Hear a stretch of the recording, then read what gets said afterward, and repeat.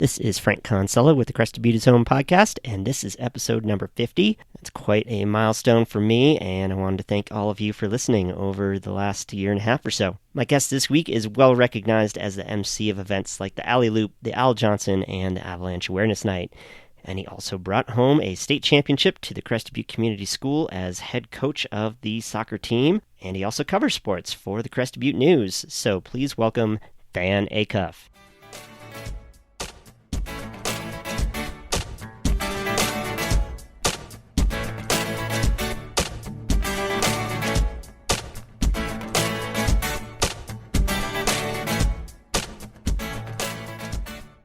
Today on the Crested Butte Home podcast, my guest is Dan Acuff. So let's start with telling us a little bit about yourself and where you're from and all of that. Okay.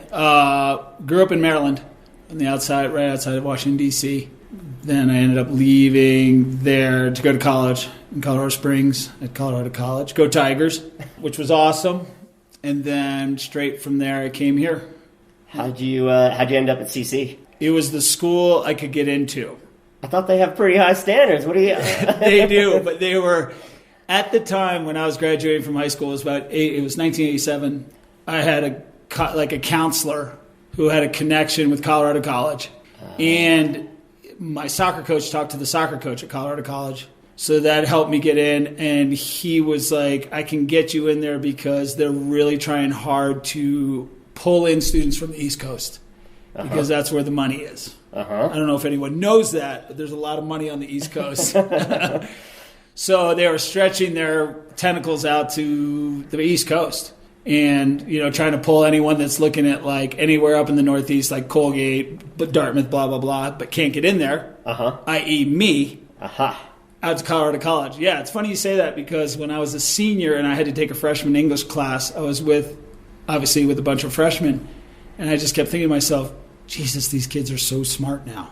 But it worked out great. I mean, it was a great school for me because you only had to take one class at a time, so forth and so on. Yeah, they've got their whole thing there. Yeah. So did you play soccer for CC? I did until I got hurt, yeah. Okay. So like a year and a half. Cool. Well, we will get back to soccer. What else were you into there in Maryland then? Just soccer? Were you skier or outdoor sports? Or soccer and skiing, yeah. We had a little ski area called Ski Liberty. Okay. Which was, I think it's in western Maryland, Pennsylvania border. Mm-hmm. So we'd go there. And that was like a 2-hour road trip. So we'd go up there and ski the ice and freeze, which was awesome. Yeah. And then we'd do the usual trip to, all in that area, there's ski Round Top, Wintergreen, Snowshoe, all those little East Coast ski areas in like Maryland, Pennsylvania, West Virginia area. And then I had an uncle who was living in Sun Valley in Ketchum, Idaho, my dad's brother. So we went out there once when I was young as a family. And that's when I was just like, holy moly. And I think I was 9 at the time, or 8. But I was just like, this is the best place in the world. Like, the West. Yeah. Like we're roosting around in his Jeep CJ7. I mean, it's a classic story. It's dumping snow, super squirrely driving to get to his place. He probably had a buzz on because we were out. Yeah. But so he was big out there, so I got to see the West then. And then he moved to help with the development of Beaver Creek. So then my dad would take me on a ski trip every spring, like spring break type stuff. Yep. Sometimes I'd go with friends or school up to like Killington. But then my uncle called and he's just like, I got slopeside accommodations and free lift tickets for you at Beaver Creek. And it was like the first couple years they were open. So did you get one of those little, they had those little buttons that said I skied first or something? I did not get one of those.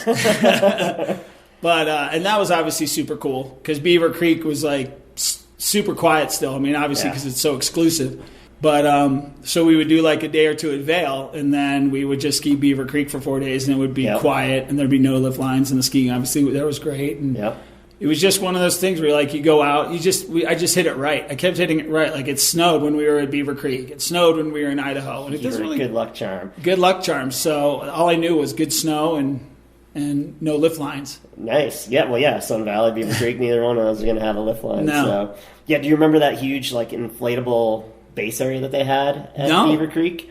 Yeah, that was the first year too. It was this giant like inflatable tent. I remember playing Pac-Man in there. Anyway. All right, well, let's go back to soccer. So you grew up playing soccer from like the time you could pretty much, age 5 up through high school, and then a little bit into college. And was that like a family thing too, or just like not at all? You were into it. No one in my family played or really had any interest. But to be honest, I have no idea how I ended up playing soccer. Like, I don't remember it all. But I remember it being super fun. And then this club team I was on, we went to Ireland when I was 12. Cool. To travel through Ireland and play soccer for like 2 weeks, which was awesome. Stayed with families there. So we went to Dublin, Limerick, and Galway.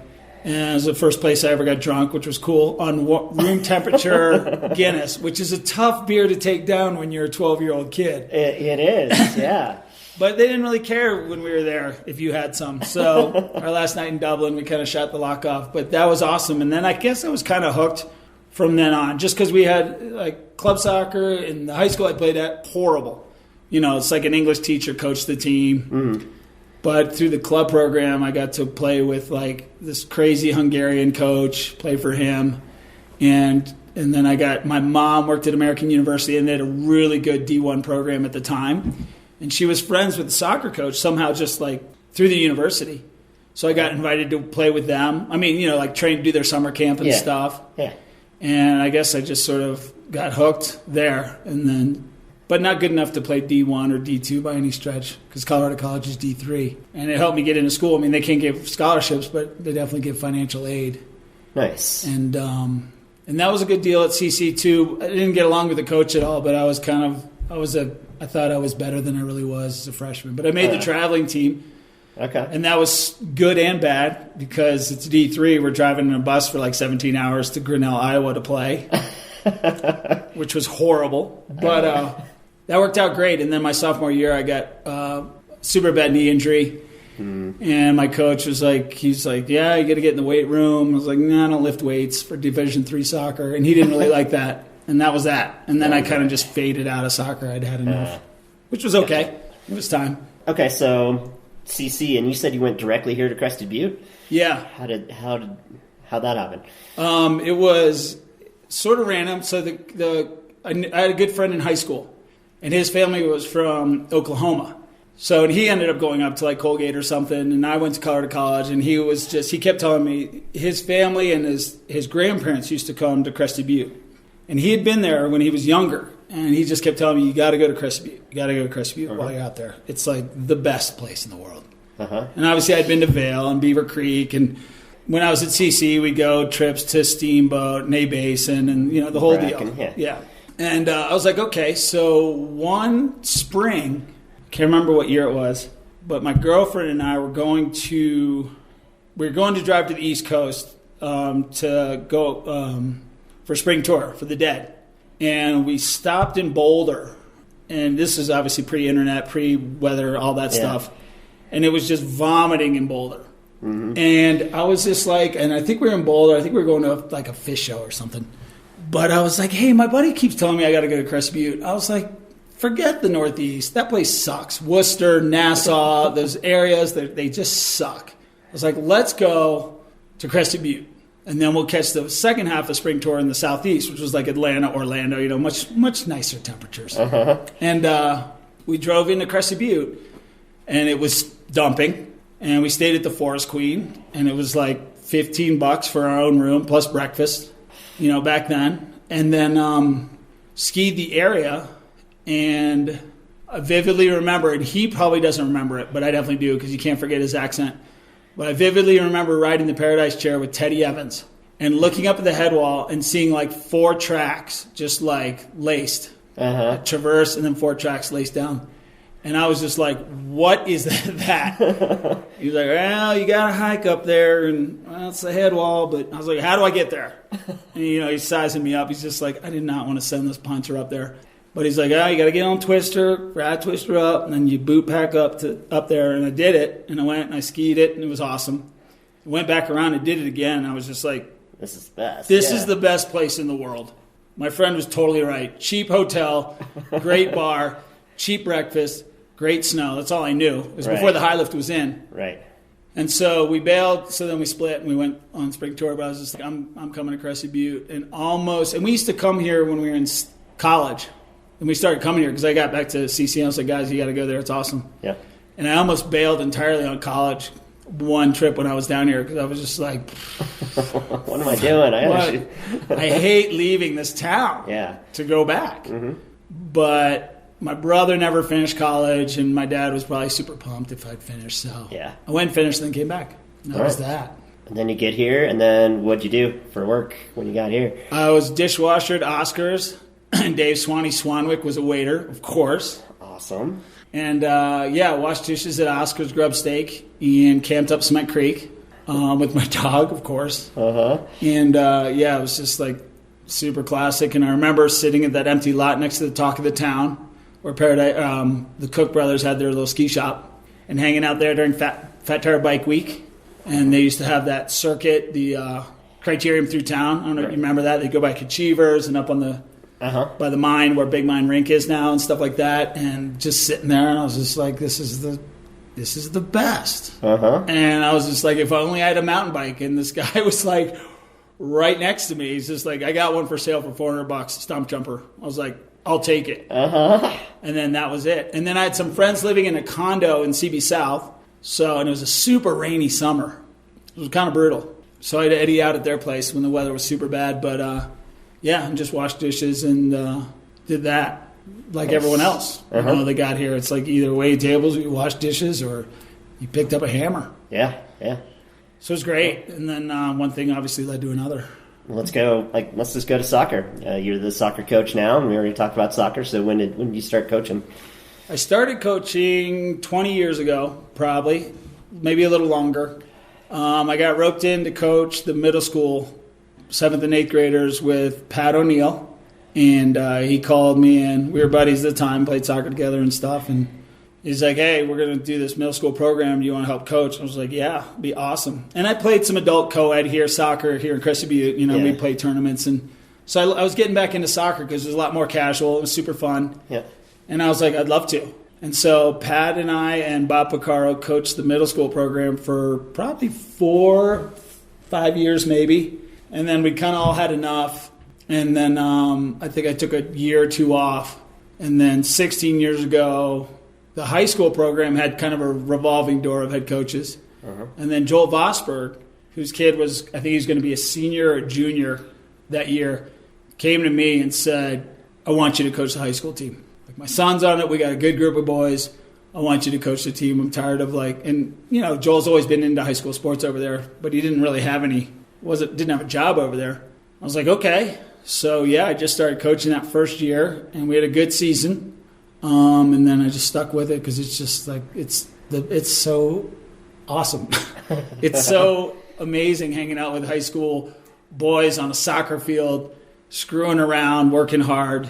And, it's just like, it's kind of my surrogate family. Like, I got a bunch of younger brothers out there that I can screw around with. Yeah. And that was 16 years ago. I just finished my 16th year of coaching high school. Awesome. Well, let's talk about 2 years ago, the 2018 state championship year. Holy smokes. That was amazing, obviously. When I first started coaching, I was just like, we'll totally win a state title. But the reality is we weren't going to. We had to play a division up at the state tournament, and that's where you run into private schools from Denver. Your Kent Denvers, your Holy Families, Classical Academy, which is actually a charter school, so they say. You probably know some of those schools or something, right? Because you grew up in the Denver area. Yeah. So, and we'd play them and we'd get walloped. Every year, first or second round, we'd just get destroyed. Yeah. So then 2 years ago, they created a state tournament for smaller schools for our size, Telluride, Ridgeway size, Crested Butte size, and then some of those private schools like Denver Christian, Fountain Valley, and Colorado Springs and stuff like that. And that was the first year that they had it for our class, which is 2A. And it was just sort of an aligning of the stars. I had a really good goalkeeper. We just had a great group of kids. Bob Picaro was helping me coach. We had this new young coach, Ethan, who the kids just loved. And it was just kind of one of those things that all came together. And we had a super successful regular season. And then we played this team from Fort Collins. I was just like, first round, I was like, well, they're going to be really good.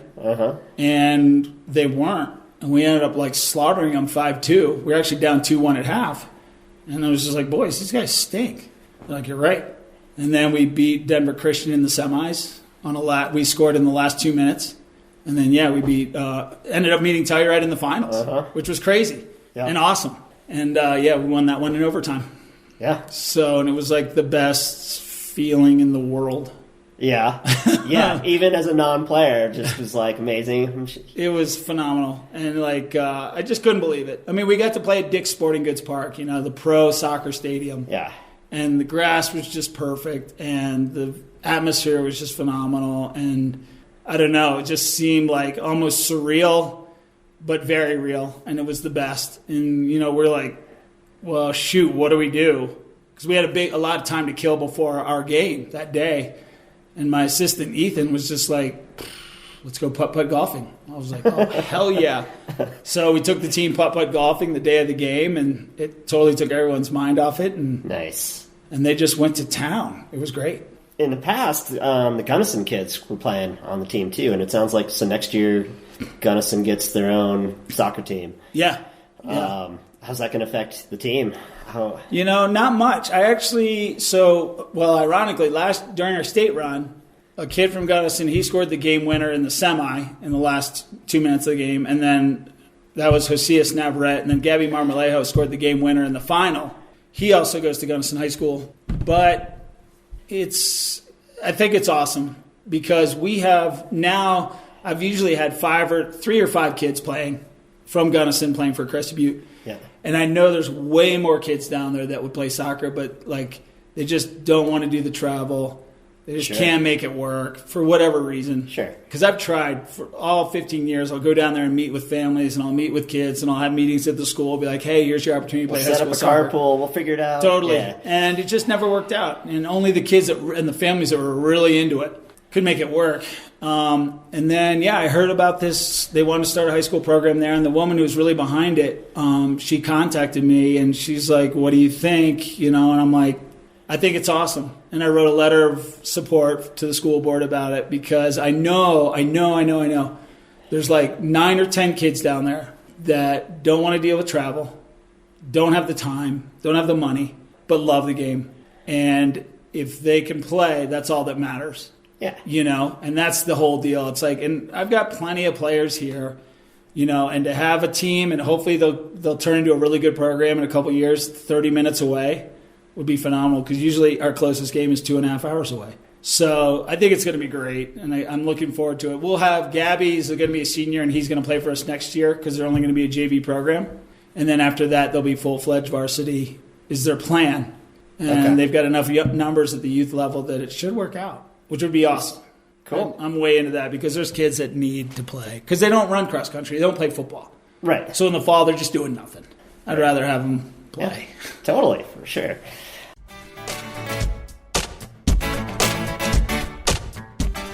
In the Crested Butte Real Estate Minute, schools play a big part in real estate values, and that is certainly the case here in Crested Butte. The Crested Butte Community School is often ranked as high as the top 5 or top 10 school in Colorado, and that's public or private. And that certainly had something to do with property values here, but more importantly, it's a community effort. I want to thank all the teachers and parents who help make it what it is as well. So if you want to learn more about the Crested Butte Community School, you can contact me, Frank Kinsella. My number is 970-596-7990. Or you can visit my website, crestedbutterealestateagent.com, and I can answer any other real estate questions that you have. Let's get back to the interview.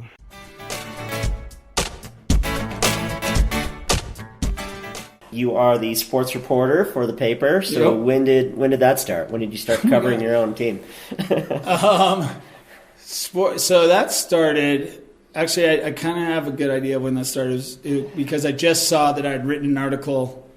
Like 2 years ago, I saw that I was in 20 years ago today. And I was like, holy shit, I've been working at the paper for 20 years. But I just wrote, it all started classic small town stuff. Like I went with the co-ed soccer team, the adult team, to play in a Grand Junction tournament in the summer. And we did pretty well. And there was a lot of like other stories outside of the games, like the parties and the fact that we camped on the field and got woken up by a guy shooting at us and blah, blah, blah. So it was like super fun. Granted, it was a BB pellet gun, but nonetheless, and the cast of characters that were on that team, I think O'Connor was at that one and MV was at that one. And it was just, a classic group of characters. I think Jason Webster, I don't know if you remember him, was there. Adam Comey, I think, was there. Anyway, and so I just wrote up a story about it. I turned it into the paper. Mark Riemann was the editor then. And he's like, this is awesome, thanks. We'll run it. It's great. Do you have any photos? And I had one bad team photo. And then a couple weeks later, he's like, do you want to do more of that? And I was like, I guess. I mean, if you'll take it, I'll write it. Yeah. It's super easy most of the time. And then that just turned into that. And so I was covering sports. And then eventually it just spread into like doing other like a search and rescue story or, like a feature on the snowcat drivers or whatever. And it just built into more and more over the years because, just like anything in this town, it's just like if you show up and do the work, you're going to do okay. You're ahead of most. Yeah, you're ahead of most. So, and it worked out great. And that was 22 years ago now. And I've done everything, and I don't know if we want to get into the whole buying of the paper. That's a super long story, but... No, that was my next question, yeah. Okay, go ahead. So I was going to say, yeah, if you look at the CB News, it says the Crested Butte News, and underneath that it says Chronicle and Pilot, and I've been here long enough to remember, which is so weird, when there were two papers that would come out in our tiny little town. Yeah. So explain that whole story. Yeah, that was a trip. So the town is definitely too small for two papers.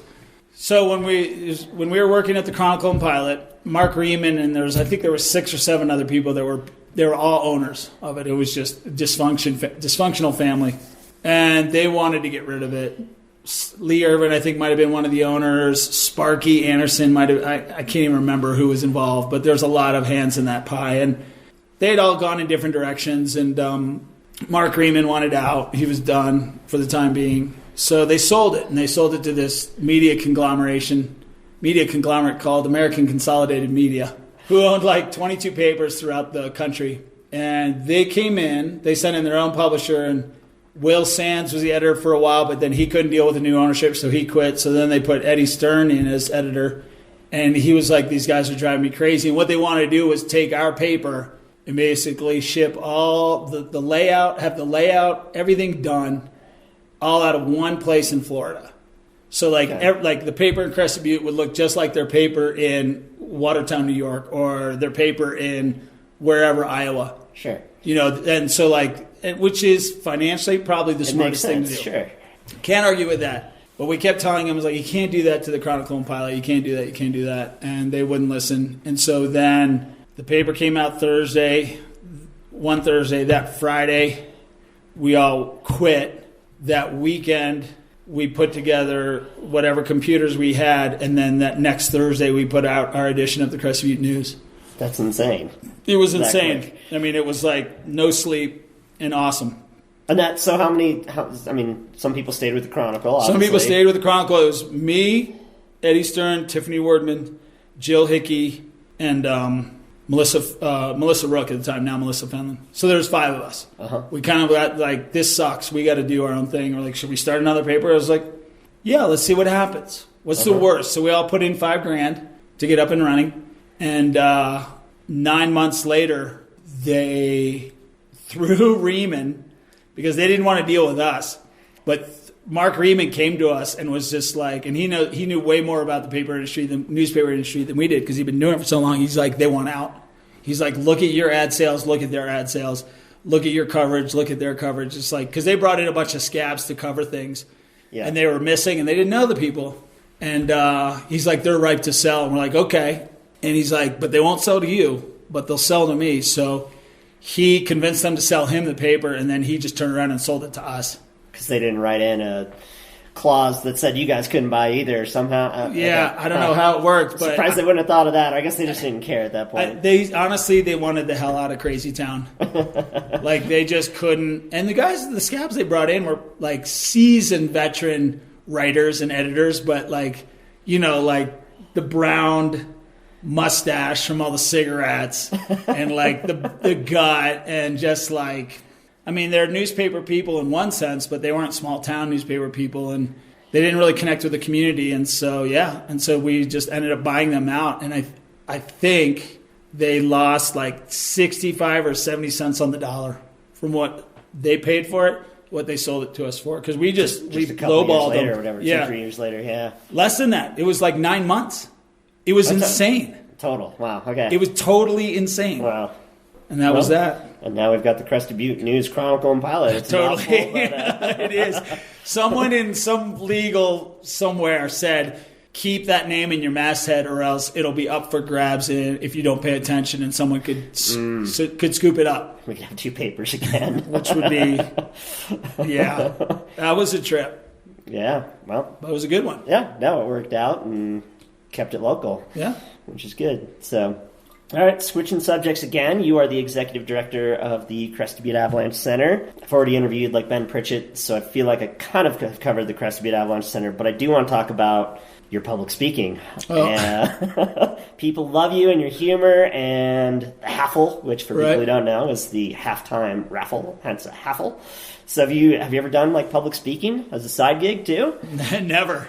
I don't know. People haven't asked you to officiate their wedding or something? I could see some. They have. Okay, good. Actually, I officiated my friend Bob's Carl's wedding. Okay. That was it was longer than that. Anyway, I just stumbled upon it. I think I can't even remember what the first time I ever did something like that was at the Al Johnson after party, and Alan Bernholtz used to be the MC of the awards, and he eventually would turn into a train wreck because he would get so boozed up, and so I kind of did a shtick with him one year where both of us were kind of doing it, and then he got all sour, and then he was like, "Well, I don't want to do it anymore." I was like, "Well, I'll do that."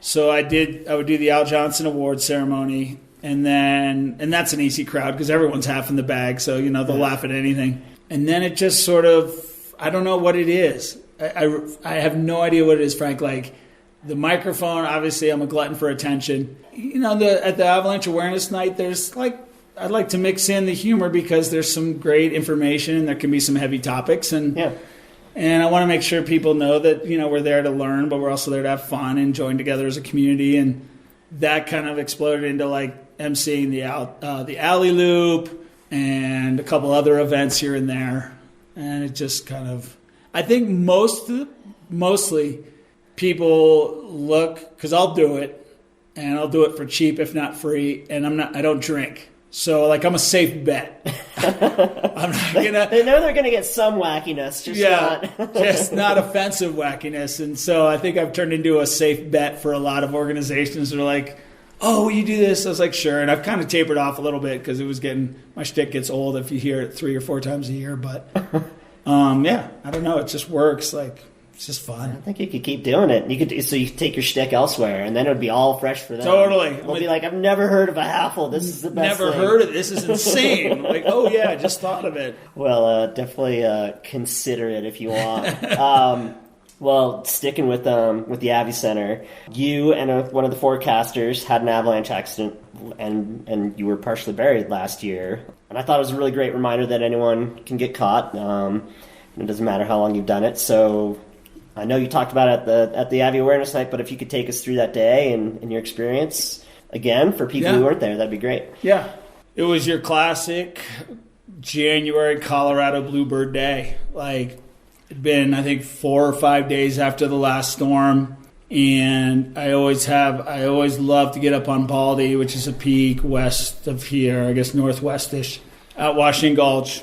And I don't know how high it is up there, but above tree line, what is it at the top of South? 12.6 maybe, or something, somewhere in there. So yeah, you're above 12,000 feet in January. It's the best thing in the world. That particular bowl, I'd been up there 3 times earlier that year, and I go up there a fair bit. It's just a great bowl, in my opinion. It's just a great ski. Mm-hmm, for sure. It's like boot top powder and bluebird skies at 12.6 or 12.2, and the hike's easy, which I like. So it was just time to go back for more. I'd had 2 great days up there already that year, and one just graybird horrible day. It was just sort of the same ritual that I have with that particular area, like storm tapers, naturals taper, skier triggers taper, and it's go time in my opinion. And yeah, so Eric, who I hadn't skied with before, he's a forecaster at the Avalanche Center. I was like, oh, we should go up there. And he'd been up there a ton. I had no idea that he goes up there all the time, but he'd been up there a ton of times. And he's like, all right, I'll go up. And it was just one of those days where you're just like, ooh, this is going to be good. This is just what we've been looking for. Again, more boot top above tree line in January. Our guard certainly wasn't down, but it certainly wasn't up. Yeah, I mean, if you had waited that many days, usually you're feeling the odds are kind of starting to move in your favor. For sure. And that's just what I kind of went with. And, you know, Eric's a little more diligent about the snowpack and stuff like that. And it was just a classic tale of two new people skiing together. One that's been skiing around here for a long time. One that's been skiing around here for, you know, I think Eric's skied a bunch around here for the last 11 years. But it's kind of like, okay, who's sort of in charge here? He knows way more about the snow than I do. I just like to ski. And what's our common denominator? It's like, well, good snow up high. Yeah. And skiing together because I'm the director and he's a forecaster and I want to get to know the guy a little better. And so some things weren't said, you know, as he pointed out. And we had a classic miscommunication. The miscommunication started at the beginning because he usually likes to climb that a different way to get a better sense for the snow in the South Bowl than I do. You know, we usually take that Looker's Right Ridge and just Z up that and then go to the top and ski down. He likes to go across the bowl or the lower flanks of the bowl and check stuff out. And, you know, we talked about the crust and the buried surface horn, blah, blah, blah. But we got to the top and I basically just used my old communication skills that I have with the guy I ski with all the time, which is when we're at the top of something and we've been talking about it and I'll look at him and say, we good? And between he and I, it's like, are you comfortable with what we're about to ski? Right. And he'll say, oh, yeah, I'm good. Or he'll say, you know, I'm a little concerned about this. Well, with Eric, when someone asked him if he's good, he took that to mean, are his boots buckled? Is his pack on? Is he ready to watch me ski? So that was the classic miscommunication because I'm almost 100% confident had I said, what are your thoughts on what we're about to ski? He would have then chimed in and said, well, I'm a little concerned about this. I'm a little concerned about that. I'd like to go over there to the left and check it out before you jump in. But that's not what happened. And it didn't give us that break to have that conversation. I was just, we good? Yeah. And then after the fact, he's like, I almost always go first. Because I like to know what I'm getting into.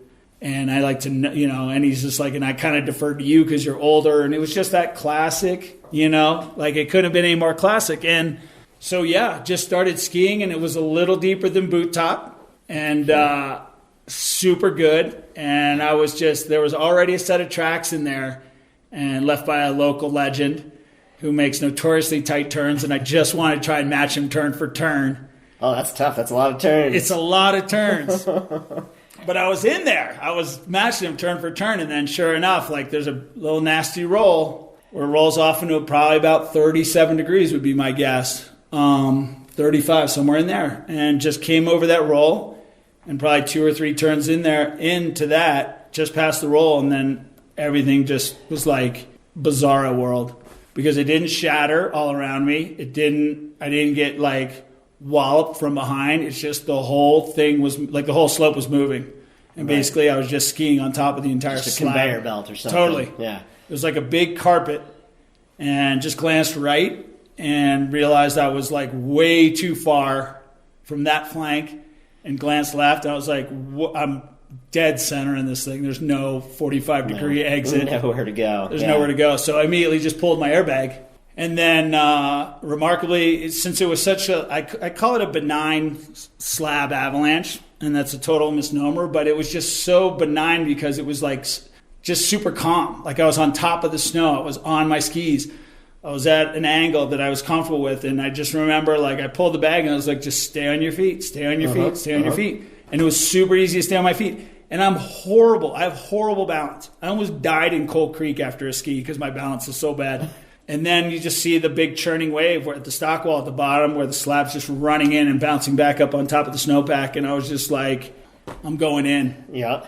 And then as soon as I punched through that, right when I came out of that, I was still upright and I was up to my chest in snow. And then it just was like building up toward my neck. But then I was just in the mass of snow. and just going downhill. Not 100 miles an hour, not, like I said, it was just like not anything I'd ever heard. You know, all these avalanche stories I hear, like slope shattered beneath me, 100-mile-per-hour winds, barreling down, washing machine, and I just was like just stuck in the mess. Yeah. And then it just came to a stop, and I was just sitting there and like looking up kind of through the snow because my airbag I could feel the snow pushing me forward on the back of my airbag. I could feel the snow. My skis didn't come off. I could feel the snow pulling my skis down. I could feel the avalanche debris and airbag pulling me up. And I was just in this static position, standing position in the debris. Yeah. And then it just came to a stop, and I was just surrounded by snow, but I had like a clear visual down slope and clear air path. And then I was just like, well, I'll just hang out. I'm going to get dug out. I'll just wait. And I heard my partner yell, and I yelled, but I was facing downhill, so I doubt he heard me. But then he got to me, and he was just like, are you good? And I was like, I think so. Unless you see my foot. I remember saying this to him. Unless you see my foot next to my head. Right. I think I'm good. He's like, I don't see your foot next to your head. I'm like, I think I'm good. Yeah. And it was just the strangest thing.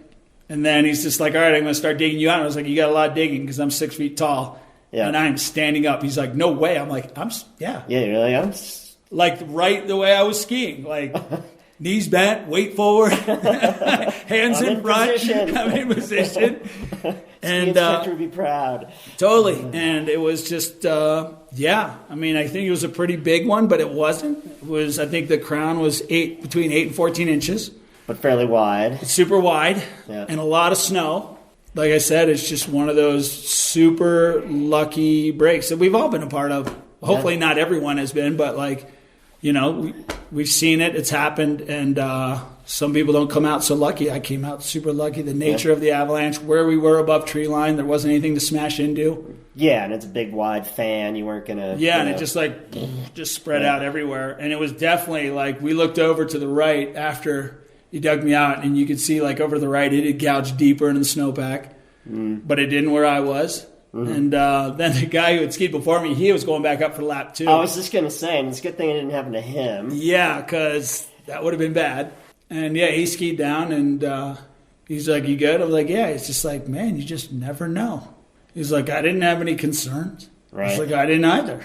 Right. I thought it was just another boot top, and maybe that was obviously it was a slight oversight. But, just got super lucky. And then I said to him, because we have a tradition at Avalanche Awareness Night, if someone's been caught recently or in the last year, we ask them if they feel comfortable, and you've been a part of that. Yeah. And if they want to speak, if they're comfortable speaking in front of the room, and fortunately people have been. And I remember when he was digging me out, I said to him, I was like, I guess it's my turn to speak at Awareness Night. And he said, I can't believe you're joking right now. I'm like, dude, I'm alive. I don't have a shattered tip fib. I don't have like a head like smashed skull. Right.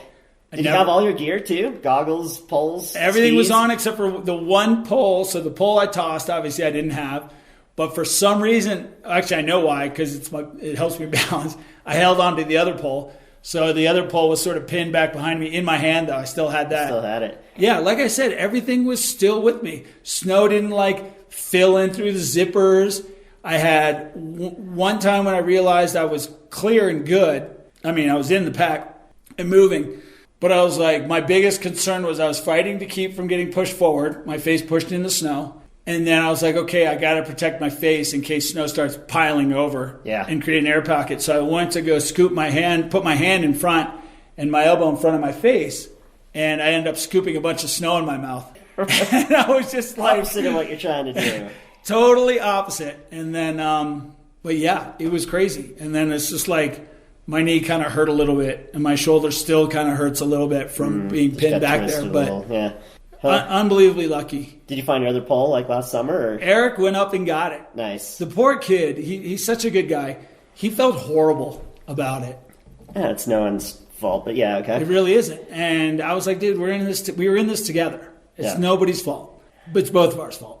And but he felt bad. He's like, I'm going to get your pole, and I want to apologize to your wife and to your kid. I'm like, you don't have to. Yeah. It's like, we're good. And he went and got it in the summer. Went out and got my pole and left it hanging at my house. because he's a super good guy. Very cool. I'd be like, just leave it up there. I don't want it.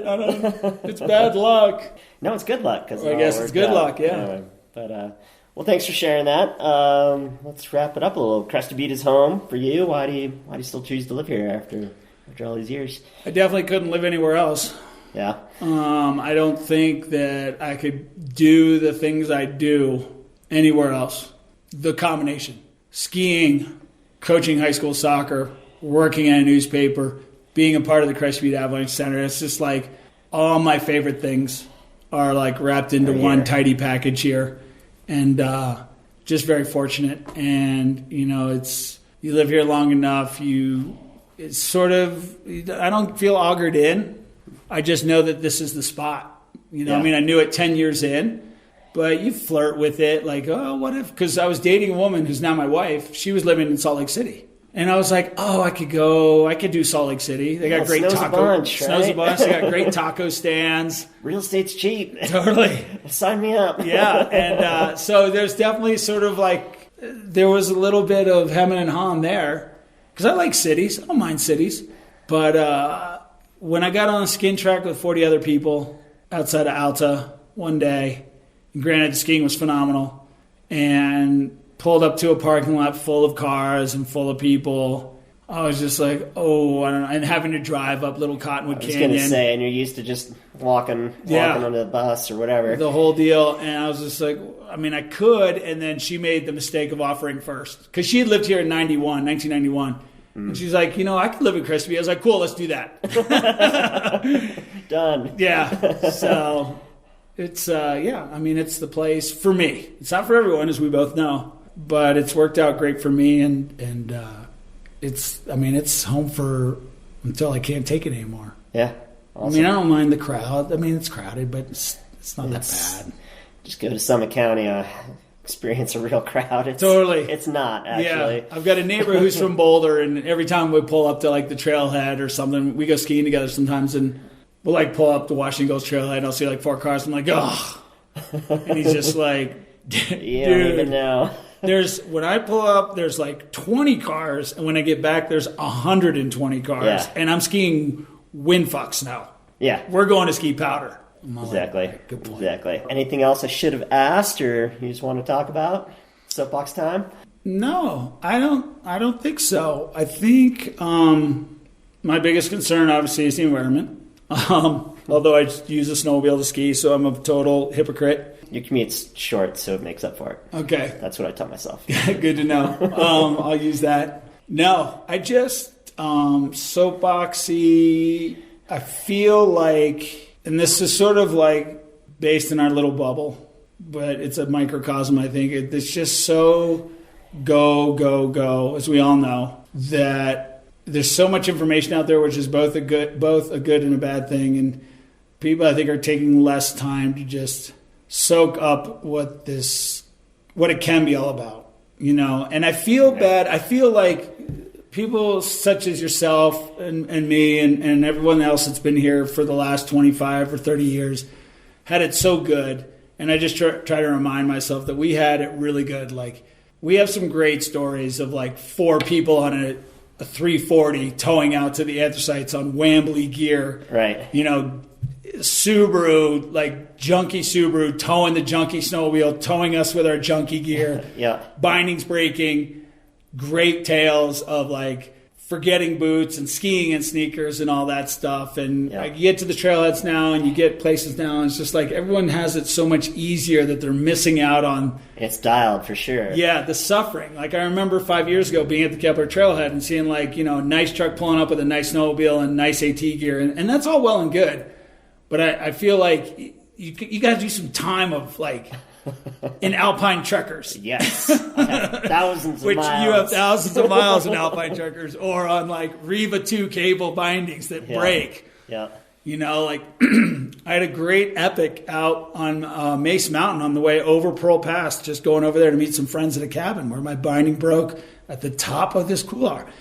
And I was just like, storm was rolling in. And I was just like, oh my God, forcing my ski to kick down the slope. But like just re-drilling with like a pocket knife and just forcing the screws in there and then cobbling the binding around the boot so I can at least make parallel turns and side slip down. Sort of, yeah, as best and you can. Get out. Yeah. You know, and it's like, and those are the times I think you feel real fortunate. And I think people go out and they ski paddle and they come back and they're just like, oh yeah, that was great. That was great. It's like, it was. I don't doubt it. But, you know, I just wish things would slow down a little more. But I think who doesn't at my age or our age? It's just like, it's so go. Yeah. But it's still great. I mean, it is.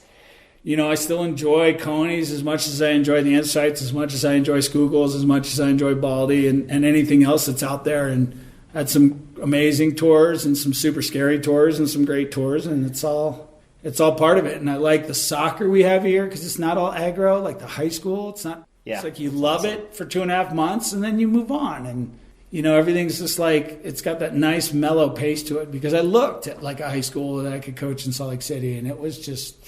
It was going to be full on, like winter training and spring training. And I'm just like, that's not what it's all about. Yeah. Mix it together. So, yeah.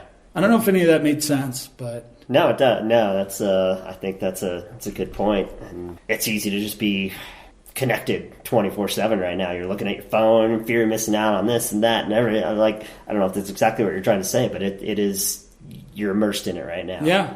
And I'll admit, I get caught up in it. Yeah. Like I find myself in a race every now and then to like get to it. Yeah. Sooner than later. You know, Baldy was a question of getting to it before a suncrest formed.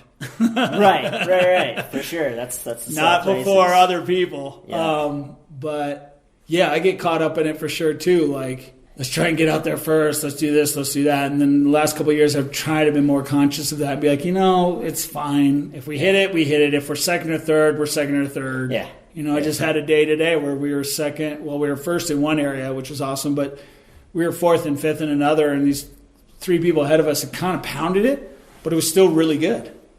And I was just like, yeah, this will work. And it was cold and sunny. Yeah. Like, hell yeah. Yeah, it works. It works. Well, last question. Who else should I interview? Probably Alan Bernholtz, if you haven't interviewed him yet. I haven't. He's tougher to track down these days. But that's a good call. He's a global traveler. I'm trying to think of, there's so many. Have you interviewed your wife, Frank? I have. Okay. I have. Yep. Because I'm trying to think, like, there's so many dynamic women in this town, and Brittany's one of them. I'm trying to think of just like some super dynamic women. There are some people that are just so connected in this to other things than skiing. I mean, it's a ski town. It is, but no, there's artists and everything. I mean, it's cool anyone like, you know, Age Marziano, although I think she's in Honduras right now, she'll talk more than me. Perfect. But she's got a great story because I think she's a Philly Italian who is part of the Crested Butte dance company here, Crested Butte School of Dance. And she's a very electric and interesting person, I feel, that's doing stuff with kids. I think anyone that's just like out there and trying to create something that's great and not just kids, for the community. Yeah. You know, people who give back, they just don't like suck up what this town has to offer, like powder and work and all that, but they're giving back. I think those are, you know, people with the Crested Butte School of Dance. Any of those dance instructors are great. Anyone involved in the artist community, because there's some people that just like bend themselves backwards for what they're doing, and I don't know if they quite get the time. It's easy for me, like I'm an easy target because my face is everywhere and I'm on a microphone, but there's a lot of people that are doing way cooler things, way more important things than I am. And Ian Bellick. Yeah, he's been on the list. I haven't interviewed him yet. He's a kook and probably a super genius with Rocky Mountain Biolab. And yep. All right, well, awesome. Thanks for hanging out and chatting. And, thanks, Frank. I hope it's worthy of listening to. It definitely will be. No, people are going to dig it for sure. So thanks so much. Thanks for listening to the 50th episode of the Crested Butte is Home podcast. Hopefully there will be 50 more. You can listen to all of the episodes by visiting crustybutteishome.com, which also has real estate information, or you can visit your favorite podcast player and find all the episodes there. I couldn't have gotten this far without all the positive support, so please keep telling your friends and leaving all those 5-star reviews on your favorite podcast player. And this is Frank Concelis saying thanks again, and I will see you in 2 weeks with another new episode of the Crested Butte is Home podcast.